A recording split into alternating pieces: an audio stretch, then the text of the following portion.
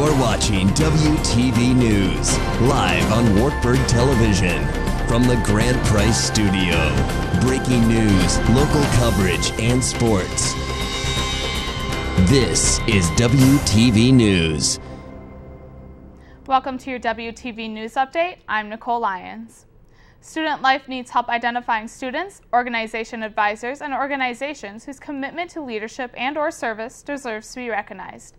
Go to www.wartburg.edu/studentlife to submit your nomination online. The deadline for all nominations is February 8th. Contact Ashley Lane with any questions. A 6-day hostage situation involving a 5-year-old boy and a Vietnam veteran has come to an end. Last Tuesday, Alabama police said a man boarded a school bus and demanded to be given 2 children. The man then shot the school bus driver while 21 children escaped out of the bus's emergency exit. The intruder kidnapped a 5-year-old boy and took him to a nearby underground bunker. The man was pronounced dead Monday afternoon. The child appears to be okay. A shooting at a remote gun range in Texas has killed 2 men, one of them a former Navy SEAL. Former Navy SEAL Chris Kyle, known for his record number of kills as a sniper, and fellow veteran Chad Littlefield were shot and killed Saturday at a gun range in Glen Rose, Texas.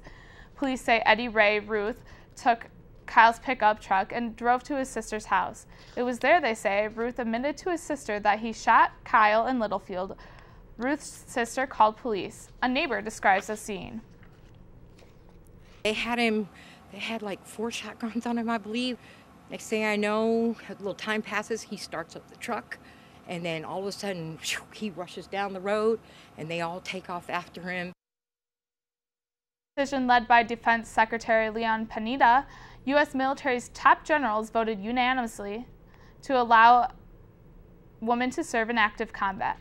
A poll by ABC News revealed that 73% of U.S. civilians support that decision to allow women in combat. However, the poll also found that veterans who have served in active duty roles on the front lines are unsure if it is in the best interest of women for them to be there. Military officials said they believe this new policy will give women recognition for roles they are serving already in active duty on front lines.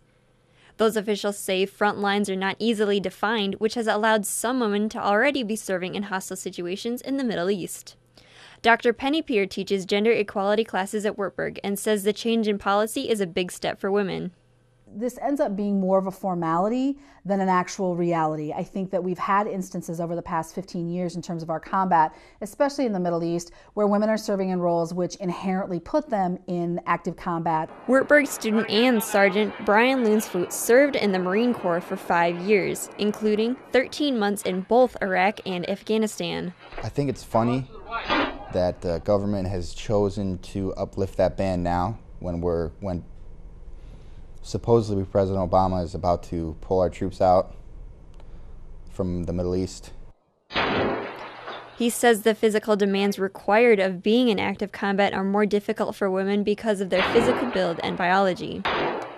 I don't think that there's things that men can do that women can't. When you're an infantryman, you're on the front lines. You're hiking up 10 miles a day. You're carrying so much more gear than what you're already, than just your rifle. Some guys carry up to 150 pounds extra gear. Sergeant Loonsfoot said active combat is an intense environment. Combat it's getting shot at and it's shooting back, trying to kill or capture the enemy. It's getting blown up, it's seeing your friends, your brothers dying right in front of you. And it's uncivilized, really. Combat is. Professor Pierce says this policy gives women currently serving in active combat recognition they deserve. It just levels the playing field more, and it acknowledges what we've known for a long time.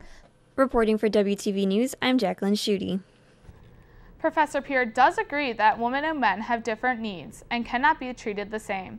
The integration of women in active combat will start as soon as May and will be fully completed by 2016. Sergeant Loonsfoot said although his 5 years in the Marines were intense, they were the proudest moments of his life. Thanks for watching this WTV News Update. Visit www.wartburgcircuit.org for your latest campus news and information. For Wartburg Television, I'm Nicole Lyons.